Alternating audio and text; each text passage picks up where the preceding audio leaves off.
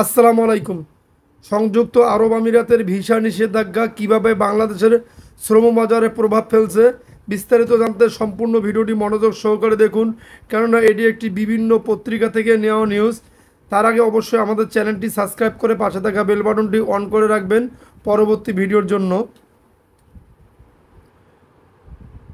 সংযুক্ত আরব আমিরাতের ভিসা নিষেধাজ্ঞা কিভাবে বাংলাদেশের শ্রম বাজারে প্রভাব ফেলছে, এই প্রতিবেদনে ফুটেজ উঠে এসেছে বাংলাদেশিদের জন্য মধ্যপ্রাচ্যের এই দেশের ভিসা পাওয়া এখন কতটা কঠিন।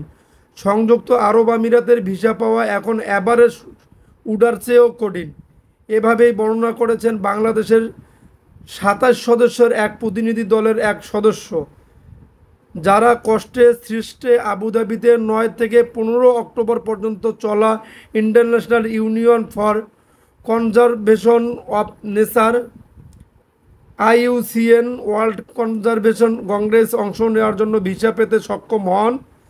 প্রায় ২ বছর ধরে এই দলটি, যার মধ্যে দুজন সরকারি সচিবও ছিলেন, ভ্রমণের প্রয়োজনীয় কাগজপত্র জোগাড় করতে হিমশিম খেয়েছেন।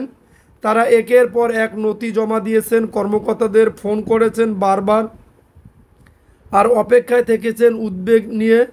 ৮ অক্টোবরের ফ্লাইটের টিকিটও এর সপ্তাহে আগেই হোটেলে বুকিং থাকা সত্ত্বেও ৭ অক্টোবর সন্ধ্যা ৬টা পর্যন্ত তাদের পাসপোর্ট কোনো ভিসা লাগানো হয়নি। যখন উড়াল দেওয়ার সময়ে মাত্র কয়েক ঘন্টা বাকি, শেষ মুহূর্তে পররাষ্ট্র মন্ত্রণালয়ের তড়িৎ হস্তক্ষেপ এবং উচ্চ পর্যায়ের অনুরোধের পর রাতের দিকে ভিসা আসে। ঠিক সময়ে বিমানে ওঠার মধ্যেই সামান্য ব্যবধানে। তাদের এই ভোগান্তি একক ঘটনা নয়। ৭ থেকে ৮ অক্টোবর দুবাইয়ে অনুষ্ঠিত ফরেক্স এক্সপোতেও বেশ কয়েকজন বাংলাদেশি অংশগ্রহণকারী ভিসা না পাওয়ায় যেতে পারেননি বলে জানা গেছে।